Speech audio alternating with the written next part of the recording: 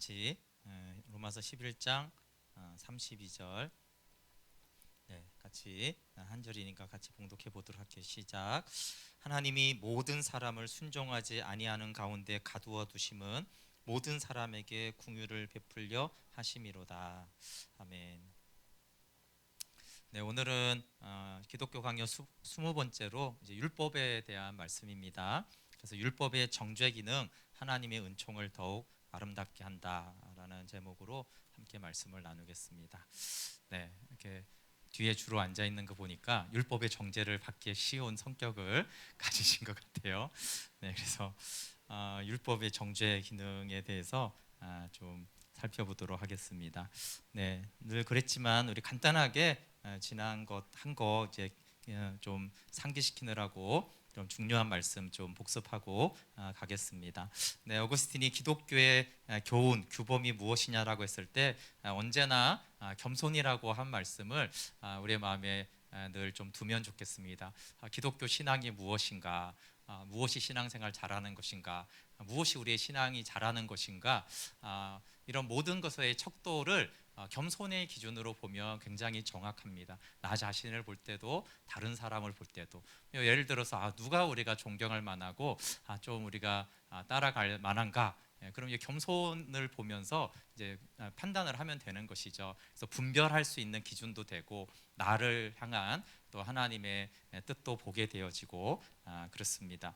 왜 이게 자꾸 겸손을 강조하냐면 사람들은 능력과 결과를 중심으로 자꾸 사람을 보는 경우가 많아서 그래요.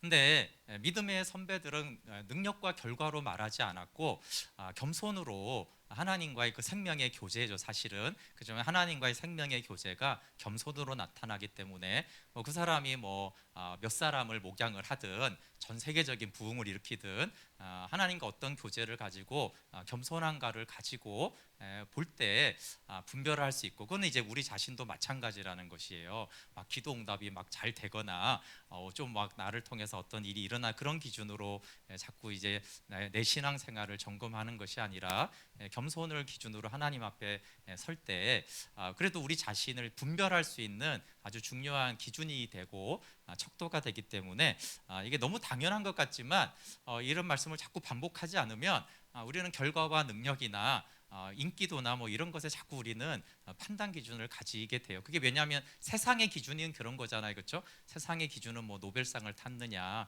재계 1위냐, 이런 것들이 크기가 얼마나 크냐, 자꾸 이런 것들에 우리가 늘 노출되어 살다가 보니까 이것이 이제 하나님 나라의 규범처럼 들어와 있기 때문에 그렇습니다.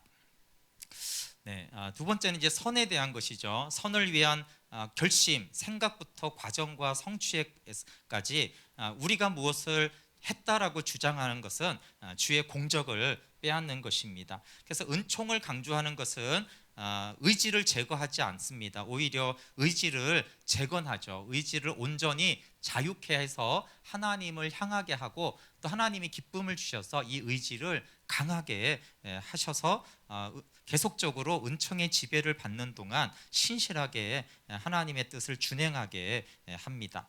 그리고 우리가 정말 마땅히 받아야 할 것이 있다면 우리가 벌을 받아야 하는데 하나님은 마땅히 받아야 할 벌을 주지 않고 받을 자격이 없는 은총을 주십니다. 은총이라는 것 자체가 받을 자격이 없는 자에게 주는 거잖아요, 그렇죠? 근데 우리가 그냥 받을 자격이 없는 게 아니라 원래 벌을 받아야 되는 존재인데 오히려 하나님이 은총을 주는 것이에요. 그래서 은총이라는 뜻이 벌을 받아 마땅한 자에게 하나님의 은혜를 주시는 것이죠. 그래서 은총에서 멀어지고 싶은 사람이 있으면 자기의 공로를 자랑하라고 했습니다. 그래서 우리가 선한 일을 하고 그 선한 일을 자꾸 자랑하고 떠벌리고 막 뿌듯해하는 것이 얼마나 어리석은 짓인지 몰라요, 그렇죠?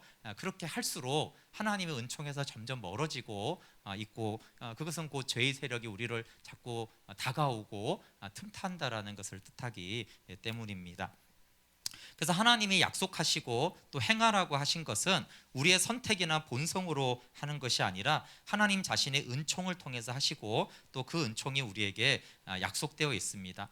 성령은 행동하는 사람을 돕습니다. 그래서 돕는이라고 했을 때는 우리가 행동한다는 걸 뜻하죠. 그래서 우리가 의지가 없거나 은총을 강조한다라고 해서 우리가 수동적으로 로봇처럼 있는 것을 말하는 것은 아닙니다. 그래서 결심하는 것은 본성에 속하고 바르게 결심하는 것은 은총에 속한다라고 했습니다. 그래서 하나님의 은총은 의지를 파괴하는 것이 아니라 의지를 재건하는 것이죠. 타락으로 의지가 너무나 잘못된 것에 대해서 하나님의 은총이 왔을 때 그 의지가 바르게 재건이 돼서 그 의지로 우리가 바른 결정을 하고 바른 행동을 하게 되어집니다.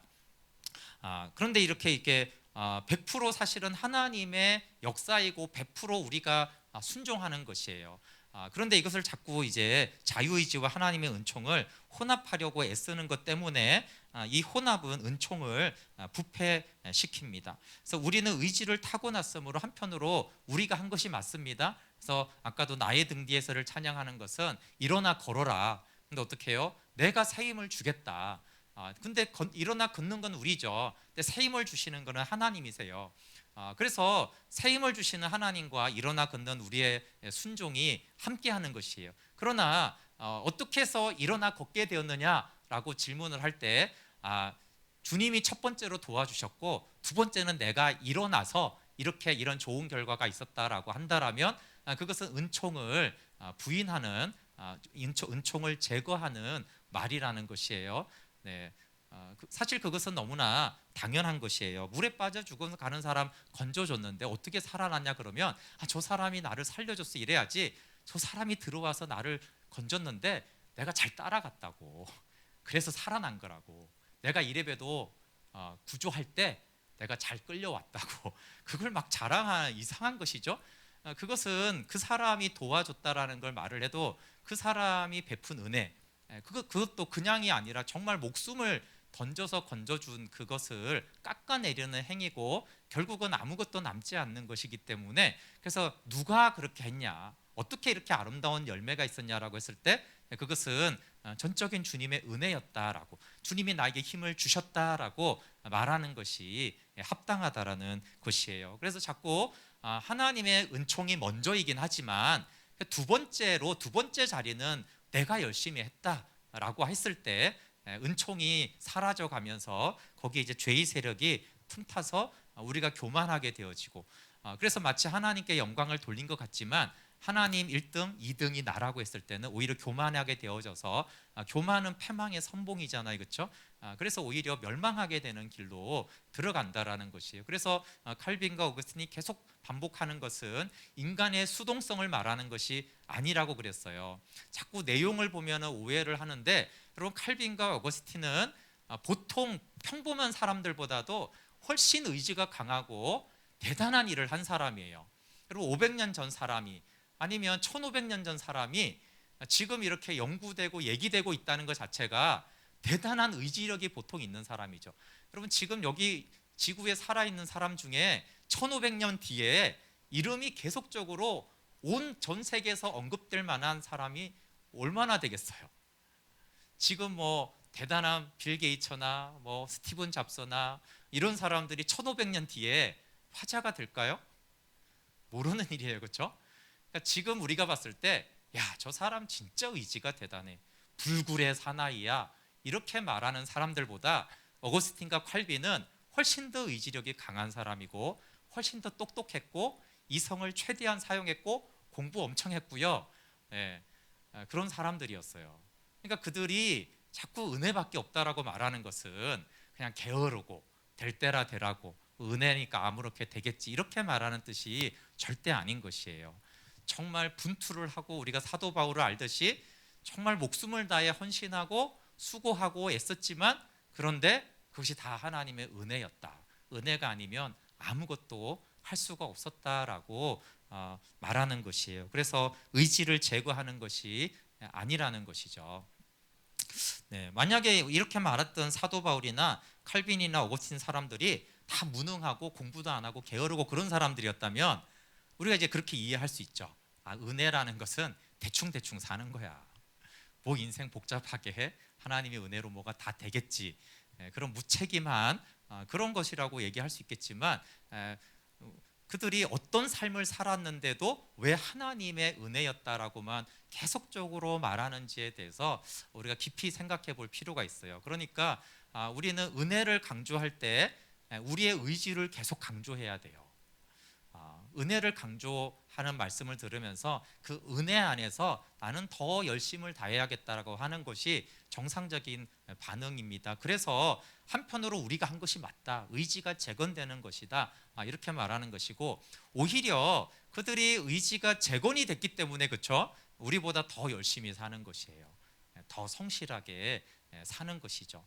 그래서 크리스찬들 중에 이 대단한 지성을 쓴 사람들이 여러분 굉장히 부지런하고 열심이고 했다라는 것을 알 수가 있어요. 그런데도 그들이 한결같이 주님의 은혜를 얘기합니다. 제가 오늘도 뭐 조나단 에드워즈라는 미국의 목회자 것도 그 생애를 잠깐 그냥 유튜브에서 봤는데, 한 12살 때 미국 사람이니까 영어는 당연히 하겠죠. 12살 때 이미 라틴어와 헬라어와 히브리어를 다 했어요.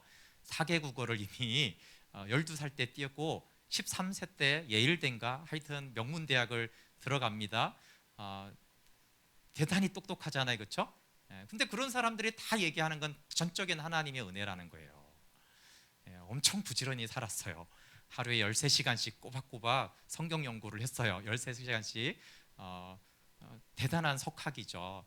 보면은 새벽 4시에서 5시에 일어나서 항상 성실하게, 새벽 예배도 없는데 미국에는 4시 5시에 항상 일어나서 매일매일 13시간씩 성경을 연구하고 공부하고 말씀을 전했어요. 대단한 의지잖아요, 그렇죠? 근데 그들이 의지를 믿으라고 한 것이 아니라 전적인 하나님의 은혜라고 계속 말하는 것이에요. 그래서 계속 이 은혜를 강조하는 것이 무능하거나 무책임하거나 대충 한다거나 그런 것을 말하는 것이 아니라, 오히려 의지가 재건이 됐기 때문에 은총을 입지 않은 사람들보다 그 의지는 사실상 더 강하고 더 성실하고 충성된 의지죠. 그래서 충성된 종이라고 이렇게 말할 때 사실은 그것은 의지가 재건된, 은총에 의해서 의지가 재건된 사람들의 의지를 말하는 것입니다. 오늘부터의 내용은 이제 타락한 인간은 그리스도 안에서 구속을 구해야 한다라는 것입니다. 6장의 시작인데요. 칼빈이 이제 구원론을 얘기할 때 율법에서 시작하지 않고 그리스도 안에서라는 구절로 시작합니다.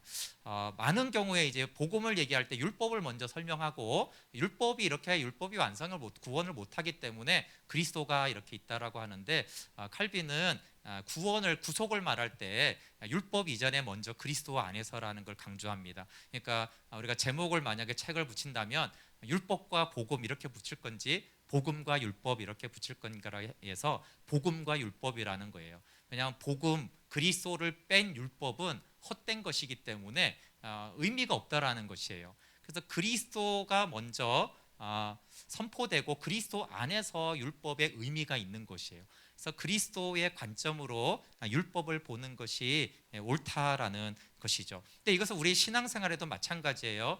우리가 율법을 생각할 때 율법을 생각하고 그리스도께로 가는 것이 아니라 그리스도의 눈으로 그리스도 안에서 우리가 율법을 대해야 되거든요. 왜냐하면 구약의 모든 율법이 지금 지켜지진 않지만 그런 도덕법과 같은 많은 율법들은 지금도 유효하기 때문에 그래요. 그리고 우리는 율법을 벗어나서 사는 것은 아니에요. 그래서 율법을 어떻게 보는 시각이 아주 중요한 것이죠. 근데 아담 안에서 멸망한 인간은 우리 마음 눈이 어두워졌기 때문에 참된 것을 깨닫지 못하고 둔해서 은혜를 몰라요. 그래서 이 타락의 아주 중요한 문제 중에 하나는 은혜를 모른다는 것이에요. 근데 우리가 예수님께 구원받고도 이 은혜를 모르는 것들이 마음 눈이 어두우면 은혜를 은혜로 알지 못하게 되는 것이죠. 그래서 이 마음 눈이 열어져야 된다라고 에베소 1장에 바울이 기도하고 있죠. 그래서 우리의 모든 감각이 뒤집혀져서 하나님의 영광을 빼앗을 만큼 우리는 악하게 되었습니다. 고린도전서 1장 21절에 하나님의 지혜에 있어서는 이 세상이 자기 지혜로 하나님을 알지 못하므로 하나님께서 전도에 미련한 것으로 믿는 자들을 구원하시기를 기뻐했다. 네, 그래서 이 세상의 지혜로는 하나님을 절대 알 수 없죠. 그래서 십자가의 메시지는 인간적인 성향과는 맞지가 않습니다. 인간적인 성향과 십자가가 참 맞지가 않아요. 그럼에도 불구하고 우리가 하나님께 돌아가기를 원한다라면 십자가의 복음, 십자가의 전도를 겸손히 받아들여야 합니다. 왜냐하면 예수님의 중보, 예수님이 중간에서 중보를 해주지 않으시면 결코 우리는 하나님을 아는 구원의 지식을 알 수가 없기 때문에 그래요. 그리고 이제 그렇게 이제 복음을 먼저 그리스도 안에서 율법을 보는 이유가 있는데, 그것은 구약도 구약의 믿음과 소망은 약속에 근거하기 때문이고, 이 약속이란 그리스도 메시아에 대한 약속에 근거해서 구약의 모든 믿음과 소망이 펼쳐지기 때문에 그래요. 그래서 구약은 율법이고 신약은 그리스도와 이렇게 이제 말하면 안 되는 것이죠. 구약도 오직 약속에 근거한 율법이라는 것을 우리가 봐야 됩니다. 그래서 구약에서도 모든 경건한 자의 희망은 율법이나 율법을 지키는 데 있지 않았고요. 그들이 율법을 지키면서 그들의 희망은 항상 그리스도에게 있었다라는 것이에요. 그들은 오실 그리스도를 바라보면서 율법을 준행한 것이지 율법 자체를 지켜 행하면서 그렇게 산 것이 아니라는 것이에요. 그래서 옛 언약, 모세의 언약도 중보를 떠나서 예수 그리스도를 떠나서 은혜를 베푸신 일이었고, 은혜를 받으리라는 희망을 구약에서도 주신 적이 없다라는 것이에요. 그래서 우리가 구약에 구약이라는 말이 옛 언약의 약자예요. 신약이 새 언약이라는 뜻이죠. 그래서 구약 또는 새 언약과 진정한 믿음을 위해서 그리스도는 아주 필수적입니다. 그래서 하나님의 자비를 알리기 위해서 모든 예언자들이 항상 애써서 선포한 것은 구속과 영원한 구원을 가져올 다윗의 나라, 그 다윗의 씨로 올 메시아 그리스도를 이제 계속적으로 애써 선포했습니다. 몇 구절만 우리가 이제 살펴보면 이사야 55장 3절 4절에 보면 내가 너희를 위하여 영원한 언약을 맺으리니 곧 다윗에게 허락한 확실한 은혜니라. 그래서 내가 그를 만민에게 증인으로 세우겠다라고 했고, 예레미야 23장 5절에도 내가 다윗에게 한 의로운 가지를 일으킬 것이라 이렇게 이제 말씀했고, 에스겔서 34장에도 내 종 다윗을 그들 중에 왕이 되리라. 내가 또 그들과 화평의 언약을 맺고, 37장에도 내가 그들과 화평의 언약을 세워서 영원한 언약이 되게 하고, 그러니까 이 계속적으로 이 영원한 언약, 화평의 언약, 한 목자가 나타나고 참된 왕이 나타나라고 했을 때 계속적으로 모든 구약의 믿음과 소망은 오실 그리스도에 대한 약속에 근거했습니다. 그래서 하나님이 그리스도 안에서 우리와 만나지 않으면 우리는 구원받았다는 것을 깨달을 수가 없습니다. 그래서 예수님이 너희는 마음에 근심하지 말라, 하나님을 믿으니 또 나를 믿어라 이렇게 말했어요. 그러니까 하나님을 믿으니 이 말은 뭐냐면 믿음은 하나님을 믿는 것이라는 거예요. 하나님을 믿는 것이 맞아요. 그런데 왜 나를 믿으라라고 이렇게 또 나를 믿으라 했냐면, 예수님이 중보로서 하나님과 우리 사이에 서 있지 아니하면 믿음이 점점 사라져요. 그래서 중보가 없으면 예수님의 중보가 없으면 칼빈이 이렇게 말해서 하나님은 너무나 숭엄하고 높으시기 때문에 땅에서 기어다니는 구더기와 같은 죽을 인생으로서는 도저히 그 하나님에게 도달할 수 없다라는 것이에요. 그래서 첫 믿음도 그리스도로 인하여서 하나님을 믿게 되지만, 우리가 예수 그리스도의 중보가 없으면은 하나님을 믿어야 되는데 그 믿음이 점점 없어져 간다라는 것입니다. 그래서 경건 생활의 첫째는 하나님을 아버지를 믿는 것이고, 그 하나님이 우리 아버지라는 것을 인정하는 것이에요. 그래서 그분이 아버지로 우리를 지켜주고 주관하고 양육하고 우리에게 영원한 나라를 상속한다는 걸 믿는 것이 믿음인데, 하나님은 오직 그리스도를 통해서만 하나님을 아버지로 알게 하신다라는 거예요. 그래서 예수님을 믿어서 예수님을 통해서만 하나님을 아버지로 믿게 되어집니다. 그래서 신구약이 모두 그리스도를 증거하고 오직 그리스도를 통해서만 하나님을 믿고 하나님을 아버지로 알게 되어집니다. 그리고 이제 그리스도를 알았을 때 다시 이제 아까 복음과 율법이라고 한 것처럼 그리스도 안에서 율법의 기능을 우리가 볼 수 있어야 됩니다. 율법의 목적을 만약에 하나로 이렇게 말한다면 뭐냐 하면, 하나님이 율법을 주신 목적은 그리스도 안에서 구원을 얻는 희망을 배양하는 것이에요. 하나님이 율법을 주신 목적은 그리스도 안에서 구원을 얻는 희망을 배양, 점점 커져가도록 하기 위해서 하나님이 율법을 줬다라는 것입니다. 그래서 율법은 그리스도가 출현할 때까지 우리의 마음, 그들의 마음을 준비시키고 그리스도에 대한 갈망을 일으키고 그들의 기대를 강화해서 지치지 않게 하려고 율법을 줬다라는 것이에요. 칼빈이 말하는 율법은 십계명만이 아니라 십계명을 포함해서 모세를 통해서 전해진 그 모든 종교 형태를 다 율법이라고 말하는 것입니다. 그런데 어떻게 이제 그러면 그리스도 안에서 구원을 얻는 희망을 배양했냐 하면, 율법은 엄격하기 때문에 우리의 모든 율법은 엄격해서 우리의 모든 자기 기만을 빼앗습니다. 도덕적인 율법 기능에 대해서 이제 칼빈이 좀 중심으로 말을 하는데요. 도덕적인 율법 기능에 대해서 첫 번째는 하나님의 의를 밝히는 동시에 우리의 각 사람이 불의를 경고하고 알리며 책망하고 결국 정죄하게 하기 위함으로 율법을 주었다라는 것입니다.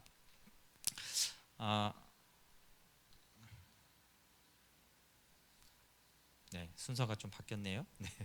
그래서 율법의 형식을, 율법의 목적이 이제 그리스도를 갈망하게 하고 그리스도를 고대하게 하는 것이라고 했잖아요. 그래서 만약에 율법을 이 그리스도를 기대하고 그리스도를 바라게 하는 목적에서 분리하면 율법은 매우 허망한 것이 되어진다라는 거예요. 그래서 율법은 그리스도와 관련이 될 때 매우 유용하지만 율법이 그리스도를 보게 하고 갈망하게 하는 것에서 벗어나면은 율법은 허망한 것이 되어집니다. 그래서 예를 들면 구약의 율법의 형식들은 진정한 복음에 대응하는 그림자와 상징으로 이제 해석이 되는 것이죠. 그래서 하나님의 본성은 영적이기 때문에 영적인 경배만이 하나님을 기쁘시게 할 수 있습니다. 이건 매우 중요합니다. 하나님은 영적인 경배만이 하나님을 기쁘시게 하는 것이에요. 그래서 율법을 행할 때 그 율법이 영적인 경배가 될 때 하나님이 기뻐하는 것이죠. 그래서 구약에 보면 이제 모세오경으로 율법을 선언하고, 물론 그때도 모세가 말을 했지만 이 율법의 목적에서 사람들이 자꾸 벗어나는 거예요. 그래서 이제 선지자들이, 예언자들이 나타나서 그 예언자들은 율법의 온전한 진정한 해석자들이었는데, 이 예언자들이, 선지자들이 계속 하는 말은 어떤 거냐면 백성들의 눈을 다시 율법의 원래 목표, 즉 그리스도를 향하게 하고자 했다라는 것이에요. 그래서 이제 율법의 목적에 부합되게 우리가 율법을 행하는지, 율법은 행하지만 율법의 목적에서 벗어났는지에 대한 문제가 심각하게 대두가 되어집니다. 그래서 이스라엘을 택한 목적은 예를 들어서 출애굽기 19장에 보면 제사장 나라가 되는 거였잖아요, 그렇죠? 그것이 이제 베드로는 너희는 왕 같은 제사장이요라고 하면서 예수 그리스도 안에서 구약에서 누린 은총이 완전하게 이루어진 것을 우리에게 보여줍니다. 그래서 율법은 자기의 유죄를 깨닫게 함으로써 우리를 겸손하게 만듭니다. 그래서 갈라디아 3장 19절에 그런즉 율법은 무엇이냐, 범법함으로 더하여진 것이다라고 그랬어요. 그러니까 법을 범하는 것을 이제 깨닫게 하는 거죠. 즉 유죄를 깨닫게 하는 것이에요. 그래서 유죄를 깨닫는 것은 그리스도를 찾기 위한 참되고 유일한 준비입니다.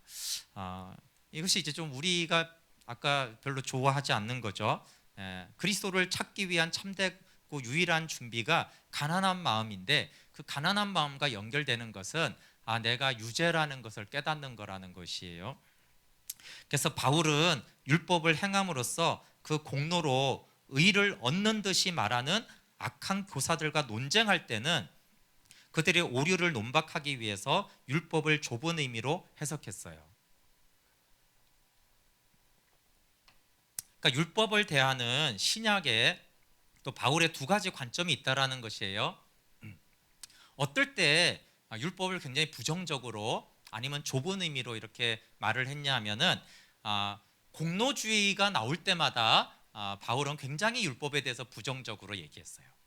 그러니까 갈라디아서 같은 경우가 대표적인데 굉장히 이 율법을 통해서 이 율법을 행하는 것이 무슨 공로나 의가 되는 것처럼 여길 때, 뭐 예수님 시대 때는 바리새인들이 대표적이고요, 그렇죠? 그래서 이 율법을 행해서 공로로 의를 얻는 듯이 말하는 악한 교사들과 논쟁할 때는 그들의 오류를 논박하게 하기 위해서 율법을 굉장히 부정적으로 아니면 율법의 기능을 축소해서 이렇게 말을 했어요. 근데 그렇지 않을 때 율법은 거저 택해 주시겠다는 언약은 은혜거든요. 언약은 거저 택해 주는 은혜예요. 그래서 율법은 언약을 포함한 아름다운 것이었어요. 그래서 이것을 구분하는 것이 굉장히 중요합니다. 율법은 구약적이고 율법은 바울이 뭔가 부정적으로 얘기했으니까 율법은 좀 안 좋은 거야 이렇게 하면 안 된다는 것이에요. 그렇다고 해서 또 율법 그러면 안 된다는 것이에요. 정확하게 율법을 행함으로 공로가 있는 것처럼 그런 것 낌새라도 있으면 언제나 율법은 아주 부정적으로 여겨져야 돼요. 우리가 성경에 있는 걸 행하든 우리가 충성하고 무슨 헌신을 하든 그것이 마치 공로처럼 여겨지거나 공로라고 주장을 한다라면 언제나 바울은 굉장히 부정적으로 말을 했어요. 근데 이제 그런 의미가 아니고 했을 때는 율법은 은혜를 포함하는 거예요. 언약을 포함하는 아름다운 것이죠. 오늘날에도 그러니까 교만해지지 않고 우리가 충성하고 봉사하는 것은 아름다운 거죠. 주님의 은혜로 인하여서 행한 아름다운 것이라는 거예요. 근데 그것이 마치 무슨 공로라도 된 것처럼 말을 한다라면 그것은 충성하고 하나님이 말한 것을 지켰다 할지라도 굉장히 부정적인 평가가 내려져야 한다는 것이 마땅하다는 것이에요. 율법을 대하는 아주 중요한 것입니다. 왜냐하면 율법을 자꾸 전체적으로 좋게 생각하거나 전체적으로 부정적으로 나쁘게 생각하면 안 된다는 뜻이에요.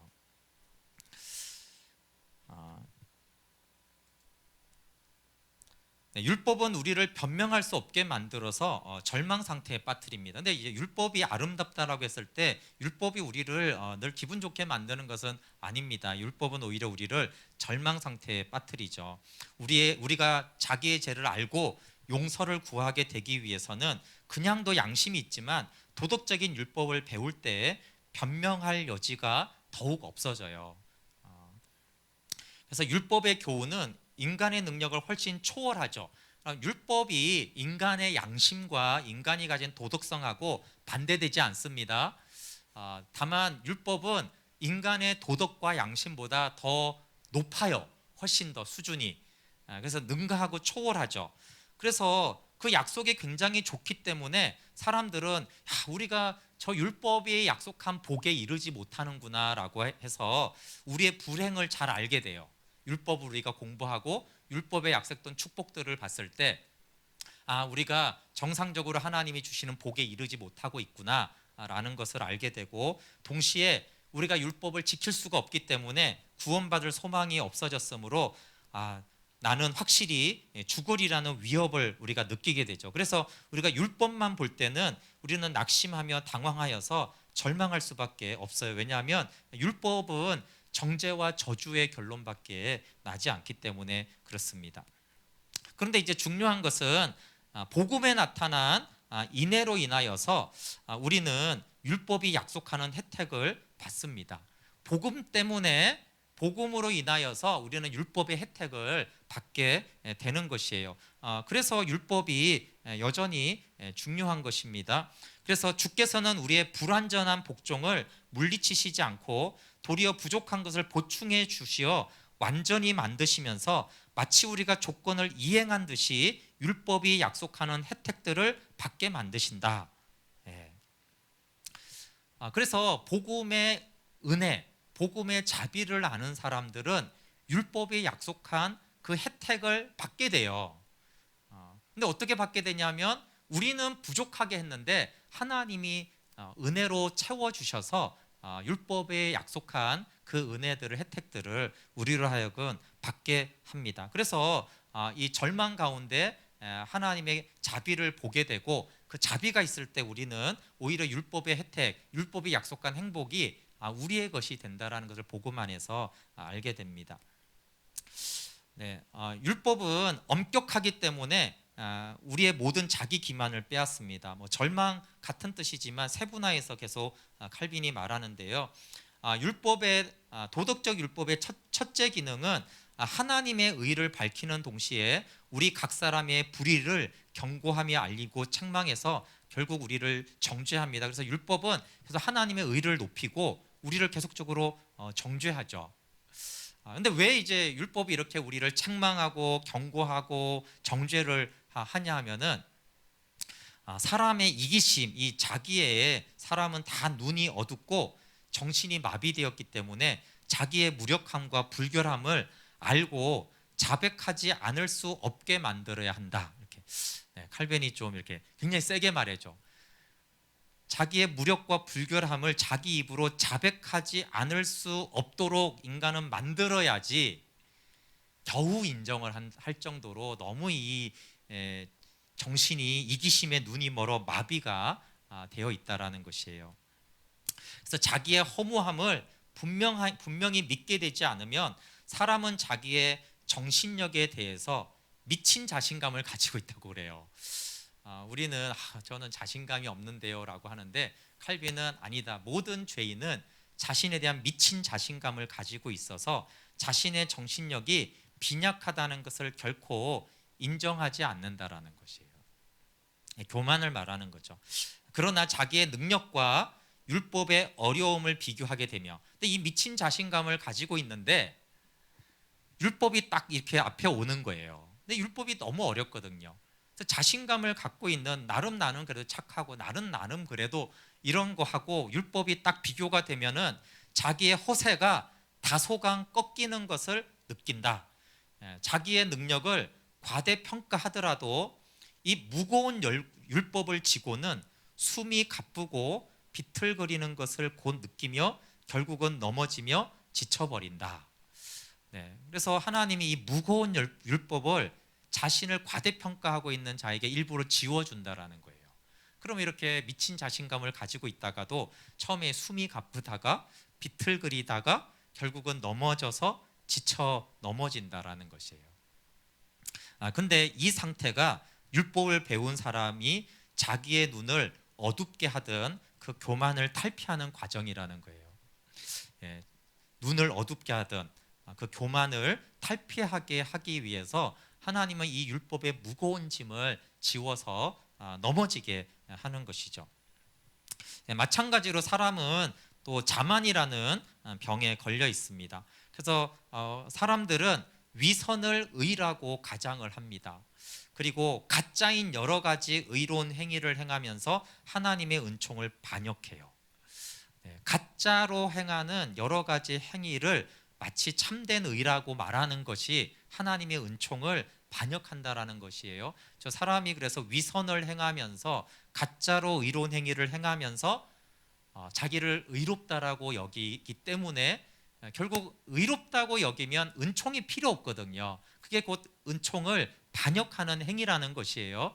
그래서 하나님은 이 위선, 가짜로 행하는 이 의로운 행위를 이제 없애야 되는 거죠. 그래서 그 모든 뻔뻔스러운 가짜 의를 제쳐놓고 율법의 저울로 자기의 생활을 달아보게 한다는 거예요. 그러니까 위선을 행하고 여러 가지 의로운 행위를 하면서 높아진 사람에게 율법의 저울로 생활, 그 삶을 달아보는 거예요. 그래 네가 율법을 많이 지켜? 그러면 너의 삶과 생활은 율법의 기준에서 어떠한지를 저울로 율법이 달아보는 것이죠. 그러면 자기는 오염되지 않았다고 생각한 그 무수한 죄악이 자기 안에서 버글거리는 것을 깨닫는다. 결코 나는 이런 죄는 있지만 저런 죄에는 나는 오염되지 않았어 했던 그 죄가 율법에 의해서 내 안에 버글거리고 있다는 것을 하나님이 깨닫게 하십니다. 그 대표적인 예가 탐욕의 죄예요. 탐욕에 대해서 칼빈은 탐욕은 깊고 꼬불꼬불한 구석에 숨어 있기 때문에 사람의 눈을 속이기 쉽다 이렇게 말했어요. 그래서 이제 바울이 로마서 7장 7절에 율법이 탐내지 말라 하지 아니하였더라면 내가 탐심을 알지 못하였으리라 이렇게 말을 했죠.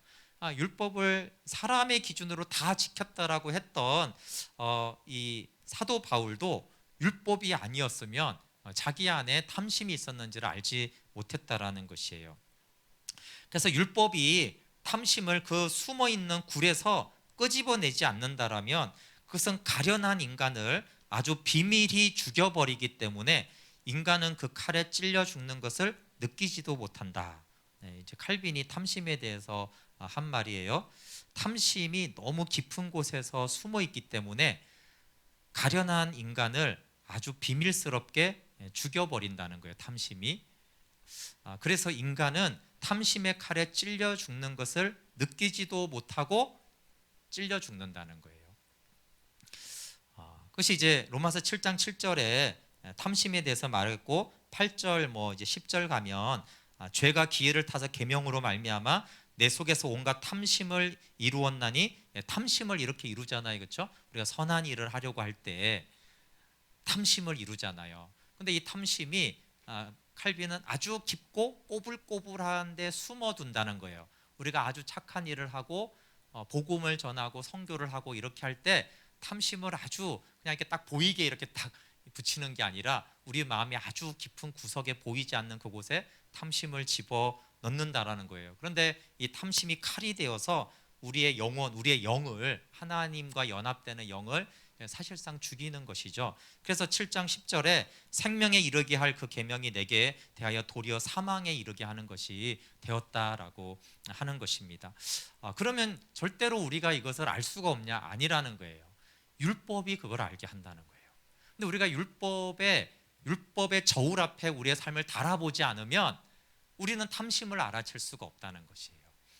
그래서 하나님의 율법 앞에 우리의 삶을 정말 정직하게 저울질을 해보면 내가 이런 탐심이 있구나라는 것들을 알고, 바울은 어떻게 했다고요? 그걸 율법 때문에 자기가 그것을 알았다는 거예요. 그래서 하나님의 은혜로 그 탐심을 제거할 수 있었다라는 걸 결론적으로 말하는 것입니다. 그래서 율법의 기능이 없이는 우리는 결국은 이렇게 탐심이나 여러 죄악에 죽어갈 수밖에 없는 존재라는 거예요. 그래서 율법의 정죄 기능은 하나님의 은총을 더욱더 분명하게 합니다. 율법은 아까 이제 또 저울로 비유하더니 칼빈은 또 이제 율법은 거울과 같다 그랬어요. 거울과. 그래서 우리의 무력함에서 생기는 죄악과 그 결과인 저주를 보여준다라는 거예요. 그래서 로마서 3장 20절에도 율법으로는 죄를 깨닫는다라고 했죠.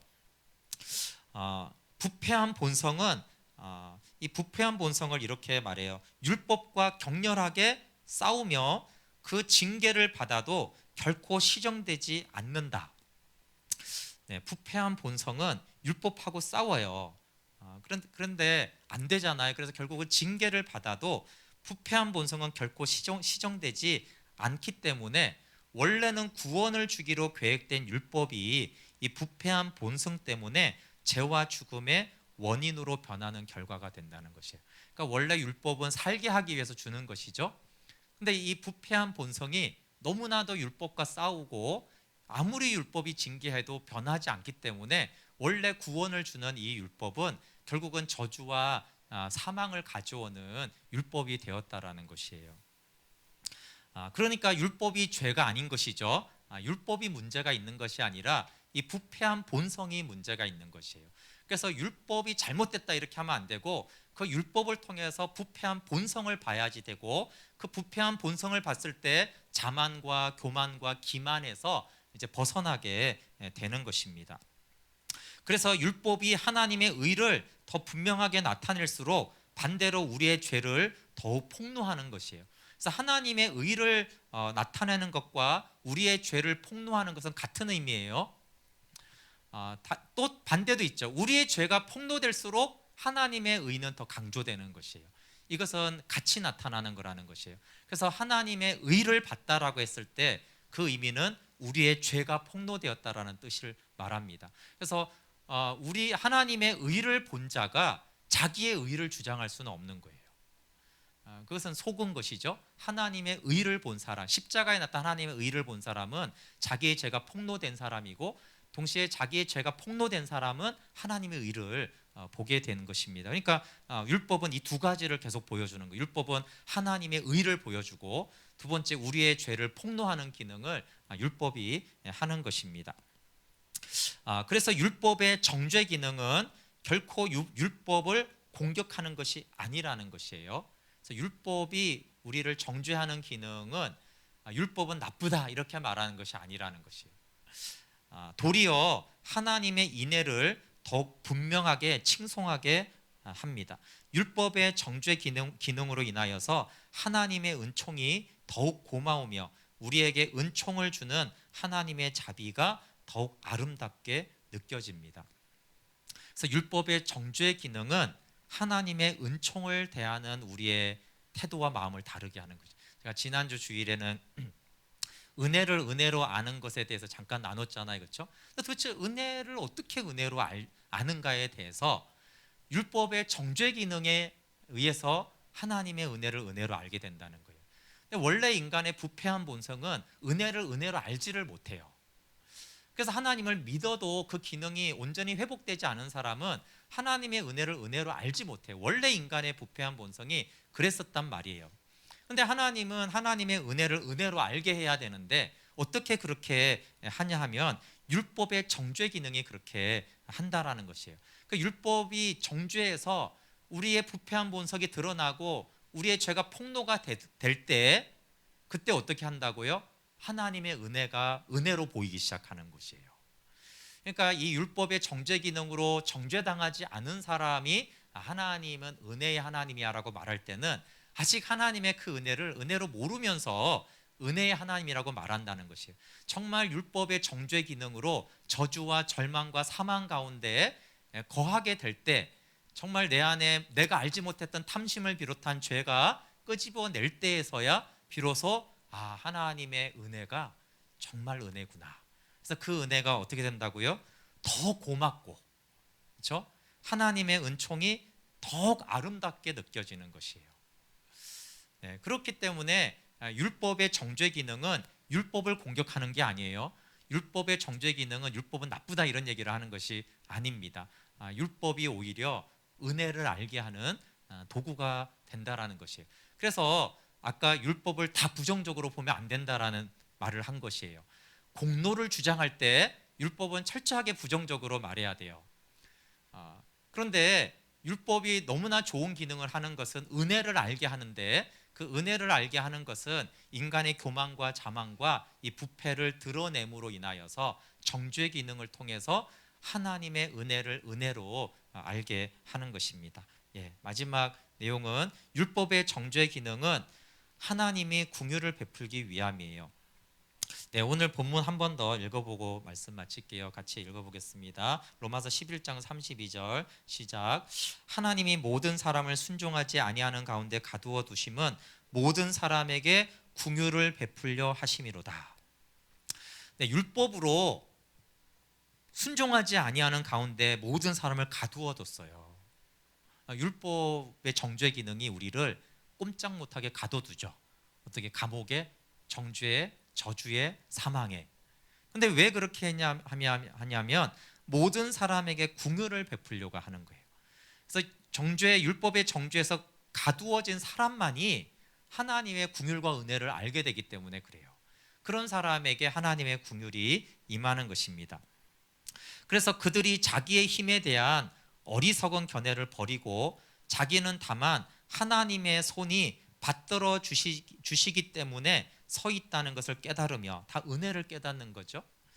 벗은 몸과 빈 손으로 하나님의 자비에 피난해서 완전히 그 안에서 쉬며 그 안에 깊이 숨으며 의와 공로를 얻기 위해서 그 자비에만 매달린다는 뜻이다.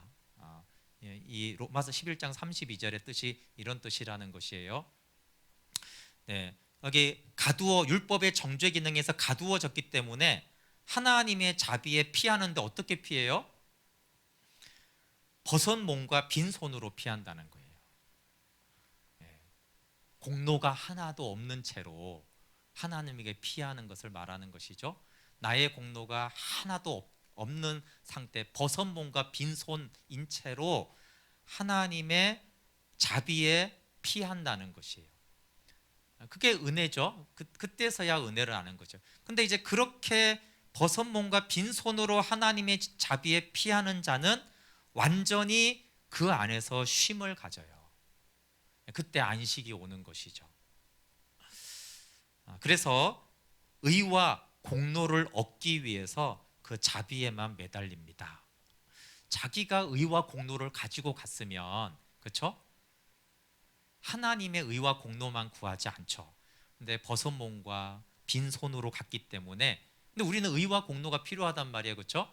그래서 예수님의 의, 십자가에 나타난 예수님의 공로만을 얻기 위해서 하나님의 자비에만 매달리는 거예요. 그래서 하나님의 자비에 의해서 우리가 의롭게 되죠. 하나님의 자비에 의해서 십자가의 공로를 얻게 된다라는 뜻이에요. 근데 이 시작을 율법이 한다라는 것이에요. 율법의 정죄 기능 앞에서 우리가 설 때 우리는 벗은 몸과 빈 손으로 하나님의 자비에 피하게 됩니다. 그래서 진정한 믿음으로 하나님의 자비를 구하며 기다리는 모든 사람에게 그 자비는 그리스도에게서 계시됩니다. 근데 이게 우리의 소망입니다. 여러분, 진정한 믿음으로 하나님의 자비를 구하며 기다리는 모든 사람에게 하나님의 자비는 그리스도 안에서 계시가 되어져요.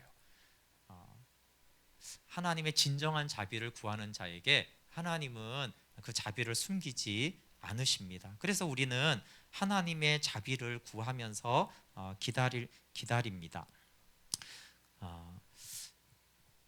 그리스도 밖에서 하나님의 율법은, 또 하나님의 얼굴은 정죄의 기능을 하지만 그리스도 안에서 하나님의 얼굴은 아주 무가치한 죄인들을 대해서까지 은총과 인자로 빛납니다.